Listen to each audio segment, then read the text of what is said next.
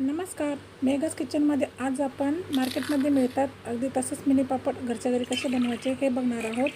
त्यासाठी मी इथे टोपामध्ये 3 वाट्या पाणी टाकून घेतले.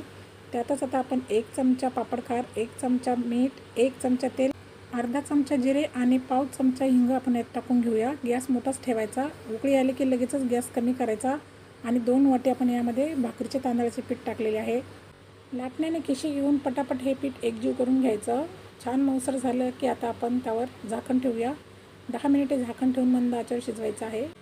10 मिनिटांमध्ये पीठ छान फुलून येतं. पुन्हा लाटण्याने एकजीव करून घ्यायचं. याप्रमाणे मिश्रणाचा गोळा झाला म्हणजे पीठ पूर्णपणे शिजलेले आहे असं समजायचं. आता आपण त्यावर झाकण ठेवून घेऊ.